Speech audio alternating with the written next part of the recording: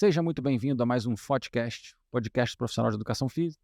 Eu sou o Fábio, professor de educação física, mestre em fisiologia aplicada à performance humana, assunto que vamos tentar bater um pouquinho aqui hoje. E hoje eu estou aqui com o Dr. Alex Souto-Maior, especialista em alta performance e prevenção de lesão. Seja bem-vindo. Obrigado pelo convite, pessoal. Define pra gente aí o que é um treinamento de alta performance. Então, as pessoas têm... Engraçado quando as pessoas falam isso, aí eu fico pensando assim, chega um cara na internet e fala assim, não, eu treino em alta performance. Aí tu faz o quê? Ah, eu faço musculação. Eu falo, cara, tá faltando algumas coisas aí para chegar em alta performance. Então, um cara que está associado a alta performance, vou dizer ali, os caras da NFL, para mim, são os caras que são o mais alto nível de alta performance NFL, porque tem muito confronto, né, muita mudança de direção, muita aceleração, muita massa muscular. Então, são algumas composições que formam um atleta completo de alta performance: coordenação, mudança de direção, confronto, aceleração, desaceleração, força, potência, resistência e habilidades. Habilidades treináveis. Ou seja, todo mundo pode virar um atleta? Pode. Mas todo mundo vai ser um campeão? Não. Fala pra gente aí como é que você divide, porque você tem pessoas que vão treinar com você que não são atletas, Sim, mas você as treina para serem o melhor que elas sim. podem como atletas. Para performance. Isso. Como é que você divide isso? De cara, Fábio, eu vou te falar, cara. O grande erro de todo mundo é pensar em hipertrofia o tempo todo. Ótimo. Tudo isso, cara, não, que é hipertrofia, hipertrofia. Eu falei, cara, hipertrofia é consequência de um trabalho qualitativo. A gente não pensa em hipertrofia, a gente pensa em performance. E a hipertrofia, ela vem associada a isso. Outro dia eu postei um vídeo mostrando um atleta da NFL que ele sai 2 metros do chão, estático. Eu vi. E do lado eu botei um bodybuilder tentando pular. Se você for olhar a massa muscular, o bodybuilder tem muito mais O massa. cara da NFL é forte pra cacete. Mas o cara da NFL é um cavalo, ele treina performance. E nunca um cara do bodybuilding vai competir na força com esse cara, ele vai perder sempre. Sempre. Mas só que as pessoas olham o quê? O externo, olha a estética. Caraca, o cara é gigante, enorme. Tamanho não é documento. Se tamanho fosse documento, o elefante e a girafa seriam os reis da selva. E quem é o leão? Por quê? Porque ele acelera, desacelera, muda de direção, é potente, forte, resistente, tem tudo isso. O elefante não é nem um pouco isso. O elefante não corre, não acelera, isso é pesado.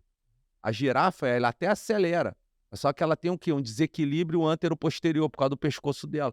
Então o leão sempre vai ser o rei da selva, porque ele é mais potente, ele é mais atlético. E aí, de uma forma geral, a gente periodiza sempre. A gente tem tipos de periodização. A periodização que eu mais uso é a não linear, Tá. né? Não linear, que a periodização, até em cursos eu falo disso. O que é a não linear, pra quem A não não sabe? linear, que a gente tem uma variação de estímulo diário. Tá. Ou seja, eu posso fazer uma periodização em bloco, na periodização em bloco não, a periodização de 3-1, são 3 estímulos progressivos para 1 de recuperação. Fala isso semanal. Sim, Semanal. Você tá falando de de microciclo, tá. isso aí, a gente trabalha sempre com microciclos. Tá bom. Entendeu? A gente trabalha com microciclos, para quem não sabe, a gente faz uma programação de 7 dias da semana, e cada semana ela tem um estímulo diferente. No final das 4 semanas, a gente fecha um mesociclos a partir de 4 microciclos. Então são sempre 4 semanas? Sempre 4 semanas, e a gente vai mudando esse estímulo. Por quê? Porque aí eu junto sempre a periodização com o controle de carga.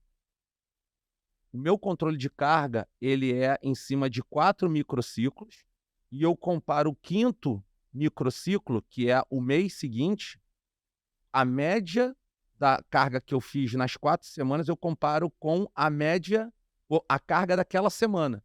E aí eu vejo uma razão chamada razão agudo crônica, que é o que vai me dar o norte se esse cara na 6ª semana ele estoura. Entendi. Entendeu? Então tudo isso eu falo em cursos, eu tenho cursos online para isso, enfim, que não, agora não vai dar para fazer porque a gente tem que dar uma aula, né, em relação a isso. Mas de uma forma resumida, a gente tem alguns tipos de periodização. Por exemplo, um cara de triatlon, eu já uso uma periodização reversa.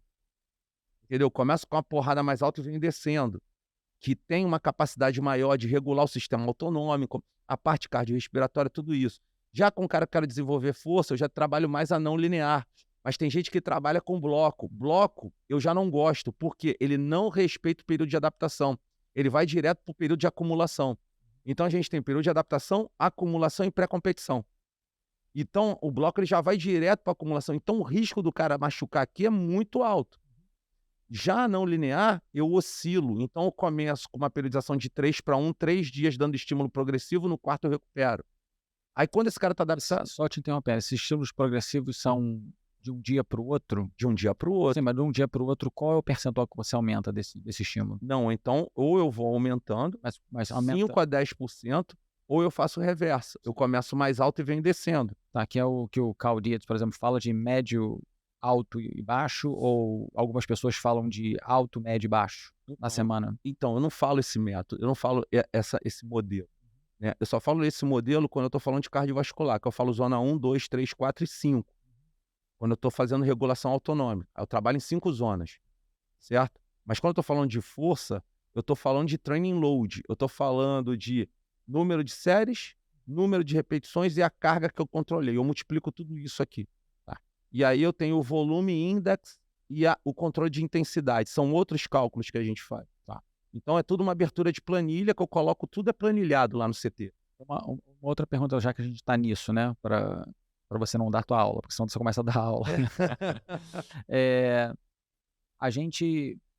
O que eu vi, tá? E mas eram atletas de muito alto nível, não sei se também existe o muito alto nível, médio, e eu vi algumas variações. O cara chega muito lesionado, o cara é mais atlético. 6 sessões era o que eles usavam como período de adaptação, mas eles tinham testes semanais para poder saber se a pessoa está adaptada àquilo, ou a pessoa batia num platô. Só que a maioria das pessoas treinava 4 vezes por semana, então era um dia membros inferiores, um dia membros superiores, e era altíssimo nos 2 primeiros dias. O segundo dia era mais concêntrico, membros inferiores, ou membros superiores e membros inferiores. Então o cara tinha uma carga altíssima e depois uma carga não tão lesiva na mesma semana. 2 dias de descanso, na outra semana a mesma coisa. Algumas pessoas não ficavam 4 semanas. E algumas pessoas não tinham a semana de descanso. E aí eu perguntei isso para ele. Eu falei, por que você não descansa? Ele falou, porque eu só tenho 14 semanas com esses atletas. Eu já não concordo, porque falta supercompensação. Não, tudo bem. Não, ele vai chegar. Eu posso te falar como que ele faz, tá? Sim. E ele dizia o seguinte: quando ele muda de fase, e a gente está falando de volume e carga, mas a gente não está falando de tipo de treino que você está colocando dentro desse volume, né? Então ele começava com trabalho excêntrico, depois ele ia para um isométrico, e depois ele ia para um concêntrico puro pliometria no final, que era esse período de supercompensação. A gente está falando no início aqui, off-season, mas mais para o final já era pre-season, já estavam patinando. Então ele realmente reduzia isso e às vezes passava até treinando 3 vezes por semana somente. Então é muito difícil hoje, assim, alguns atletas, logicamente, que não têm uma direção, eles acabam uma competição, eles, cara, vou chutar o balde, vou... Não, hoje não. Hoje o cara se mantém ativo. Não, é o período de off-season que eles estão malhando. Só que esse primeiro off-season dele, normalmente 3, 4 semanas, tem muita coisa de farmers walk, né? Trabalho de pé, todo mundo treinando descalço, uma série de outras coisas, mobilidade pra caramba, um pouco de cardiovascular específico. Se é rock, é muito curto e intenso e mesmo, eles não fazem treinamentos longos, como você está falando de jogadores de futebol, que você não gostou. Independente do tipo de periodização que você está usando, você tem essa divisão também de excêntrico, isométrico e concêntrico? Lógico. Como é que você faz isso? Vou dar um exemplo. Por exemplo, eu tenho um atleta que ele já passou pela fase de adaptação. Vamos dar um exemplo. O cara chegou hoje. O que eu vou fazer com ele? Básico, core e glúteo. Básico, centro, core e glúteo forte. E eu vou fazer sempre um trabalho de full body. Todos os dias eu vou trabalhar o corpo inteiro. Entendeu? Porque eu tenho que não só fazer a parte morfológica, principalmente a parte neuromuscular. As pessoas também têm que lembrar que o esporte tem uma demanda específica e quando o cara chega depois de uma temporada inteira com a demanda específica, o resto do corpo que não tem aquela demanda está diferente do que teve a demanda. Está desequilibrado. Então, nessas primeiras semanas, você está equilibrando o corpo para sentar a pancada depois. Perfeitamente. Isso aí. Então, eu tenho ali pelo menos de 2 a 3 semanas para isso. Entendeu? Aí, passou essa fase, esses 3 microciclos, digamos. Aí, vamos fazer agora a fase de acumulação. Eu vou pegar no primeiro dia da semana, segunda-feira, vou jogar uma força máxima, porque eu dei um descanso para ele sábado e domingo. Ele teve uma recuperação de 48 horas do último estímulo da sexta-feira, que ele, vamos botar pela uma PSI, ele deu uma percepção subjetiva de esforço de 5. Então, eu vou dar... tá ótimo, já tá bem recuperado. Eu falo assim, se alimenta no domingo, o treino vai ser sábado, segunda de manhã, você vai ter que tomar um bom café da manhã, porque o gasto calórico, a demanda energética para esse treino de força vai ser de 2.000 a 3.000 calorias. Beleza? Então eu tô falando que o cara vai ter que levantar no mínimo 200% do peso corporal dele, ou seja, o peso dele mais 100%. Supra máximo. Isso aí. Mas excentricamente. Não. De uma forma geral. Tá. Ele vai fazer treino de força, não tem como fazer excêntrico. Então, ele vai trabalhar assim. Vou botar. Ó, a base de tudo, Fábio, é assim. Por exemplo, para grandes grupamentos, falando deadlift, agachamento, eu tenho que chegar a 2. As pessoas, elas focam. 2 vezes o peso corporal. As pessoas pensam o tempo todo na força absoluta. E a força absoluta não é a verdadeira força. A verdadeira força é a relativa, do qual você pega a carga de treinamento e divide pelo seu peso corporal. Então, por exemplo, eu, Alex, eu tenho 112 quilos. Eu tenho que levantar pelo menos, para eu chegar à minha alta performance, 220 quilos, 224 quilos. Isso aí. Então, eu tenho que treinar para isso. Mas não vai ser na primeira sessão de treino. Mas para todos os esportes essa demanda é igual, Alex? Sim, é uma demanda para ganhos de performance. Eu vou te falar por que eu faço essa pergunta. Sim. Porque lá tinham atletas da NFL, tá? Do Detroit Lions, por exemplo. Deus me livre. Mas é. Ele é muito forte. E eu...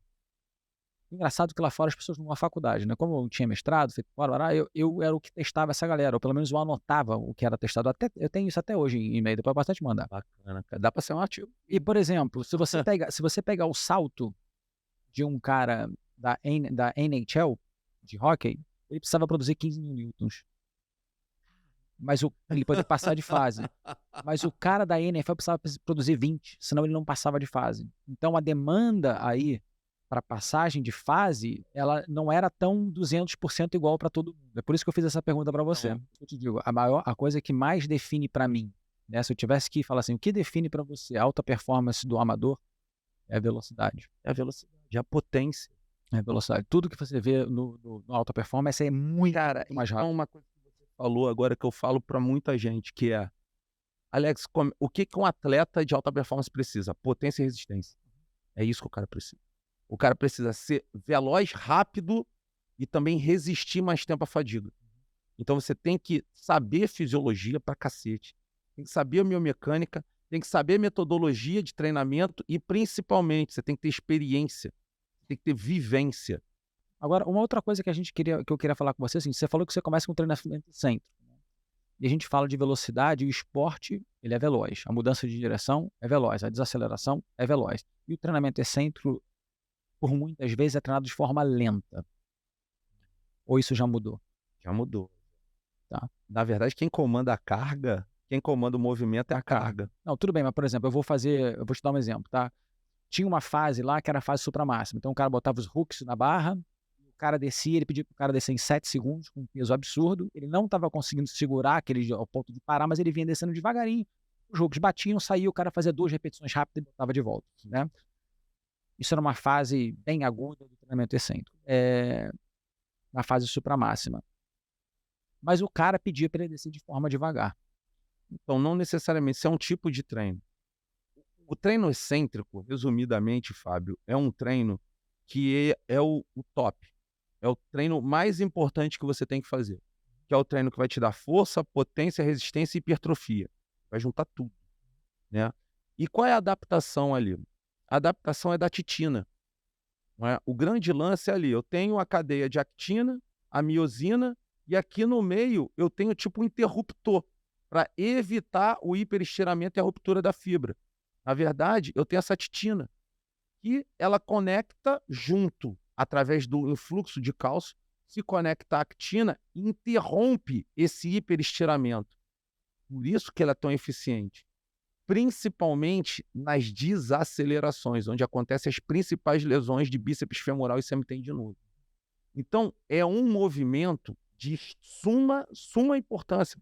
Tanto que existe o flywheel, também conhecido como isoinercial aqui no Brasil, que eu vou dizer que dentro da população que trabalha com esporte, acho que quase ninguém conhece. 10, 15% já trabalharam, já ouviram falar, mas não sabem o que é, uns nem ouviram falar, mas 10 a 15% sabem o que é. Mas também, às vezes, não sabe nem o mecanismo fisiológico. Não sabe o momento certo de... A gente sabe que esse tipo de variável isoinercial, quem fala muito disso são os espanhóis. Os espanhóis trabalham muito bem com isso, tá? Eu comecei a trabalhar com isso em 2014. E, cara, a gente tem resultados em 6 sessões de treino. Estou falando resultado em força máxima e hipertrofia muscular, em 6 sessões de treino.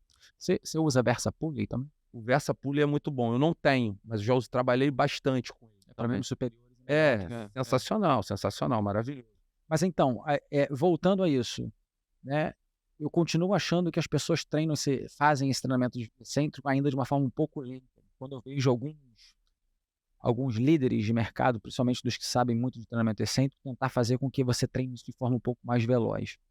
Eu, sinceramente, não sei fazer isso muito bem. Por isso eu te perguntei, porque talvez você pudesse até colocar isso para mim. Uma outra coisa que eu queria falar para você.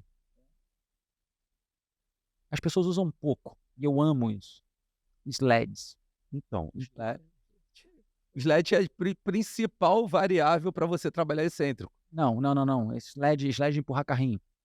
Ah, o SLED. Não. Eu tenho lá, Não. a gente tem. O que eu não sei como é que você chama no Brasil, tá?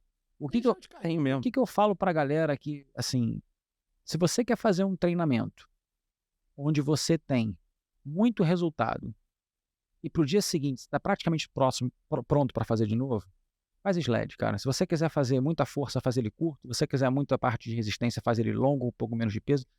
Empurra, puxa, anda de lado, faz o que você quiser com ele. Porque ele é 100% concêntrico. E como ele é concêntrico, o número de lesão nele, o quanto você lesiona aquela musculatura, vamos colocar assim, né, para você ter as adaptações, é muito baixo. Então, isso era uma coisa que se utilizava muito lá e que eu não via tanta importância nisso e que eu comecei a ver. Então, você fazer um treino extremamente extenuante na segunda-feira de perna, na quinta-feira você fazia muito carrinho.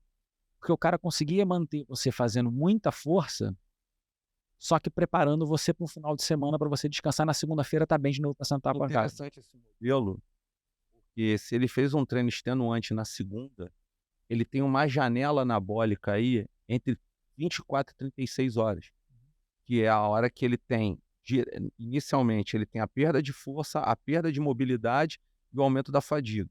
Então, a curva de recuperação dele começa a cair. Com 24, ele está com 58% de composição anabólica, de fase anabólica ali da síntese proteica. Em 36 horas são 109%. Em 48 horas ele já supercompensou. Então eu estou te falando, 48 horas, mais um pouquinho, dependendo do estímulo. Então, ele fazendo esse estímulo na segunda e repetindo um estímulo similar, não igual, tá ótimo, maravilhoso. Eles fazem muito isso. Muito. E você vê resultado? Não, tô te falando, 12 a 14 semanas eu nunca vi. Então, eles isso é fisiologia. Eles têm aquele ISO 8100 ou 1000 e... É uma caixa que fica no chão, que você tem uma cordinha, você prende no cara e o cara sprinta. Sim. E eles levam isso pro gelo.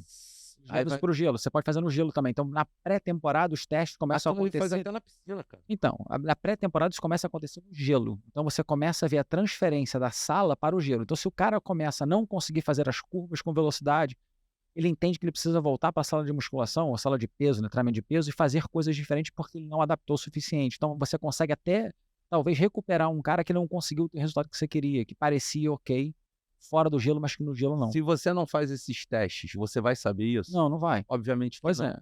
Então, uma das coisas muito erradas ainda é a falta do teste, da avaliação neuromuscular, o que a gente preza o tempo todo. E com que frequência, você acha? A cada 4 semanas. A cada 4 semanas a gente repete teste, principalmente para ver a melhora da funcionalidade, da resposta neuromuscular e da otimização da carga. E todos os testes são exatamente iguais para todos os esportes? Na verdade, eu faço o mesmo... Não, lógico que não. Não. São diferenciados. Existem testes básicos de core, de glúteo, de força de extensores, de flexores, mobilidade de quadril, tudo isso. Isso é de uma forma geral. Mas os testes de função, por exemplo, eu não vou fazer o mesmo teste de aceleração no futebol com atleta de MMA. Sim. Então, são distintos. Tem o geral e tem os específicos, do qual me dá a direção de caminhar o treinamento. Então, a gente sempre está focando assim, baropodometria, teste de força isométrica, teste de potência, teste de salto, a gente vê o deslocamento do fly time do cara, o tempo de voo do cara, quanto ele aterriza, a gente vê as imagens tanto no plano sagital quanto frontal, o sujeito para ver se tem. A gente viu Inclusive o Liporace, né, acho que você vai trazer aqui, Ó, a gente publicou um artigo com eu e o Liporace, publicamos 2, né, um na Sport Biomechanics e outro na British Journal Sport Medicine, né.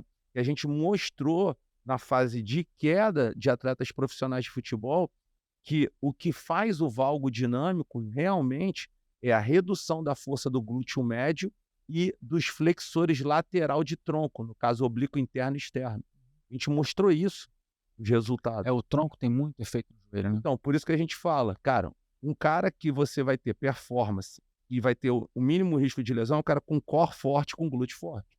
É básico. Tá bom. Agora, você falou muito do que a gente faz durante o treinamento, né? A gente tem todo um pré-treinamento, que tem muita nutrição, tem muita preparação, pré-ativação. Você faz muito trabalho de pré-ativação? Pra cacete, é o que a gente mais faz. Eles fazem lá chamado isometronic. Eu ouviu falar nisso? Não, eu já ouvi falar no Pillar Prep. Não sei, deve ser a mesma coisa. Preparação do pilar. Não, eles chamam de isometronic, que é basicamente você coloca, vamos dizer, o cara fica numa posição de passada dentro da gaiola, com 2 pinos baixos e a barra longa. E ele Isometria. puxa, A gente tenta faz isso. explodir aquilo. E aí ele sai e vai saltar, né? Isso. E aí eu Que é tento a pré-ativação. Então, eu tento explicar isso para os meus alunos, o porquê que isso é importante, porque isso parece esquisito e parece não ter importância nenhuma, porque o cara não sente tanta coisa, né? Mas não tem esse bypassing de tipos de fibra que você escolhe, né? Quando você contrai a fibra, você contrai a fibra toda, mas você não quer contrair isso aqui e ferrar teu olho. Então, você tem controle motor disso aqui para fibras tipo 2, né? Graduação de força. Isso. E aí, quando você vai para as fibras, que são as fibras que fazem você ficar forte e ficar veloz, você precisa chegar nelas. Você tem que passar pelas que não são tão fortes e velozes para você chegar nela. Então, a pré-ativação, os treinos de contraste trazem muito isso. Eles faziam muito treino de pré-ativação e muito treino de contraste, né? Frente contrast, eles chamam. E o treino de frente contrast era literalmente para ensinar as pessoas a serem muito rápidas. Eu nunca tinha visto isso antes também, né? Hoje em dia, você vê no Instagram um monte disso acontecendo. Você usa muito isso mesmo com as pessoas que não são atletas de alto nível? A gente lá no CT, a gente tem toda a periodização de treino.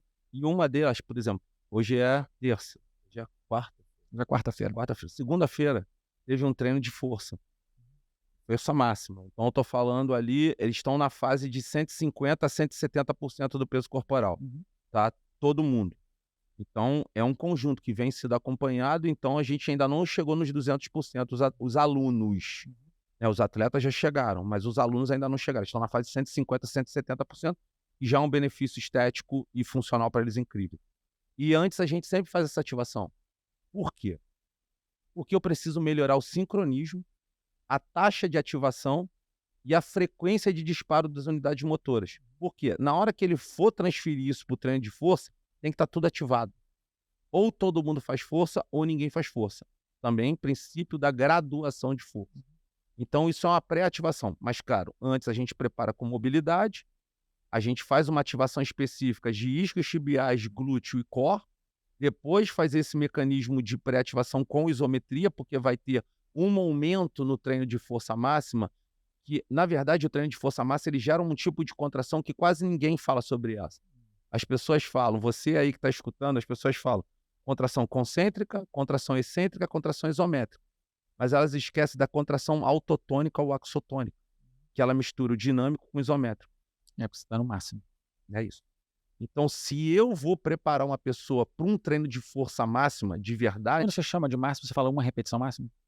Aí você trabalha com 3? 1 a 3 repetições máximas. Normalmente a gente começa com 3 a 4, porque a gente começa graduando a carga.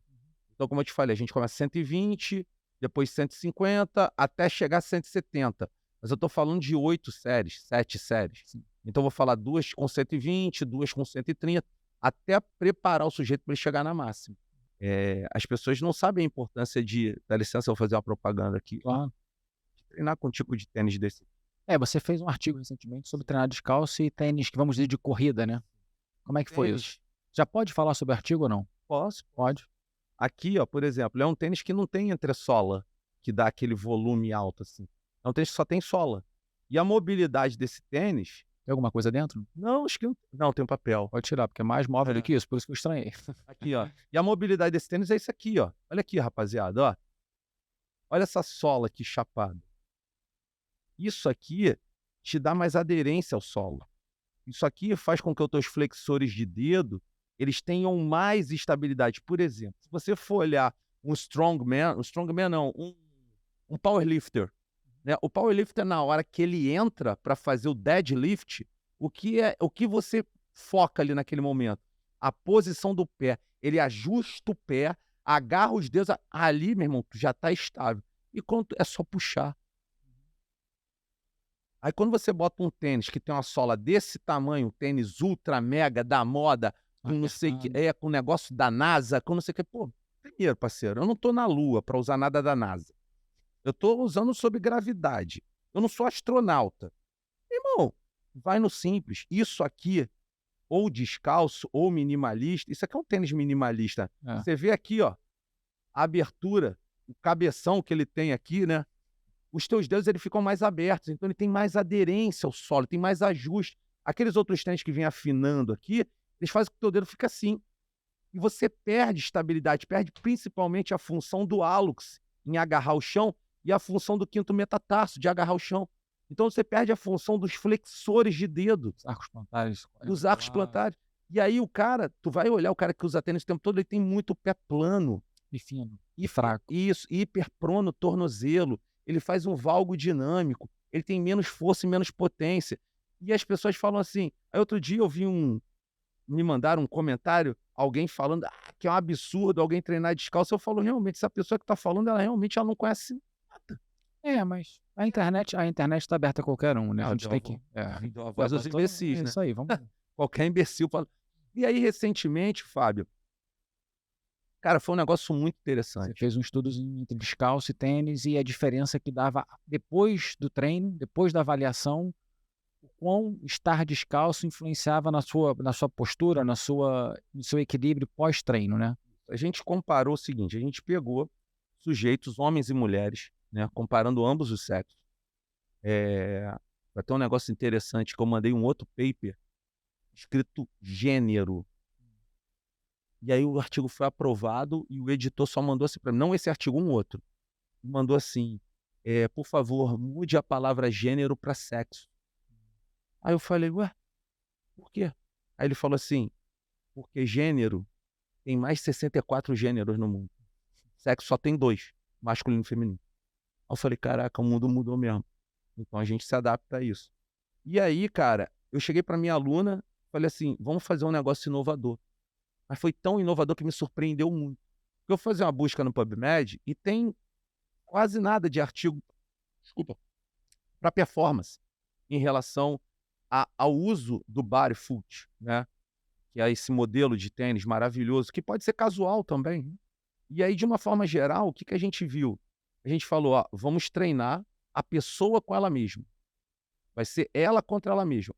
Um dia, aleatoriamente, né? Vai ser no sorteio, ela vai fazer o teste com calçado, que o calçado tem que ser com menos de 2 meses de uso, por causa da deformidade, e isso já é específico na literatura, e o outro dia pode treinar descalço, ou vice-versa. A gente fez descalço, né? Situação bem parecida com isso. Cara, os resultados foram incríveis, porque tanto para homem quanto para mulher, eles iniciaram os 2 testes iguais em relação ao equilíbrio antero-posterior e látero-lateral. Como a gente mensura isso? Através da baropodometria. Você bota o cara em cima de uma plataforma de força e vê quanto o cara está movimentando. Isso aí, é uma plataforma de força que tem mais de 4.000 sensores.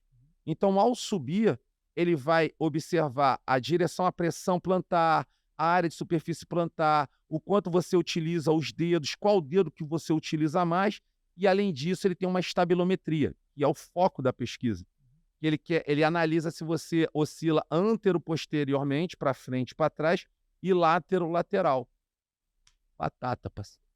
Quando o cara treinava descalço, a oscilação... Quando o cara treinava de tênis, a oscilação dele era muito alta. Quando o cara treinava descalço, ele baixava em mais de 30% a oscilação antero-posterior e látero-lateral. E isso é visto como uma coisa positiva para quem estava descalço. Muita coisa. Tá? E aí, escrevi o paper, submeti para uma revista chamada Muscle Ligament Tendons, que é uma revista italiana, indexada no PubMed, uma revista bem conceituada. E, cara, como eu mandei, Ficou. Foi aprovado. Não teve... O editor já aprovou. Nem passou por revisão. Foi direto aprovado. Por quê? Porque é realmente um tema que falta na literatura. As pessoas não sabem falar disso. Vamos fazer um... Vou colocar ele aqui no lugar que ele não vai poder falar não. E agora, hein? Vamos fazer o mesmo estudo e colocar um barefoot no meio? Não tem problema nenhum. Porque eu fiz descalço. Então, vamos Agora botar mais uma variável. Eu posso botar... Como eu já provei, Fábio, como eu já provei que o descalço é melhor do que com tênis, agora eu quero ver se tem uma diferença entre o descalço e com tênis. Isso.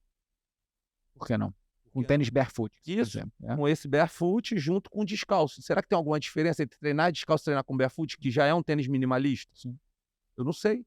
Existe minimalismo que é duro e apertado, e existe minimalismo que é flexível e largo. Isso. Né? Isso é a diferença do barefoot, para a gente deixar assim, poucas palavras. Muito legal. Esse tema, para mim, eu vim preparado para esse podcast por conta disso.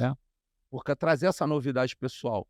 E, além disso, teve um único estudo que foi publicado na Journal of Strength Conditioning Research que mostrou que o cara, quando treina descalço, ele aumenta a potência. Claro, ele é mais estável, porra. Entendeu? Então, é o que a gente fala, o mundo não treme, para que treinar em cima de um bozone? É isso. É verdade. As pessoas já, vou buscar aqui uma estabilidade, vou subir em cima do bozô. Eu falo, ué. No terremoto? Vive num terremoto 7, na escala, o dia inteiro. Pra quê, cara? Agora, você falou uma coisa legal, cara. Você falou algumas coisas. Você falou coisa legal. Você falou um monte de coisa legal. Mas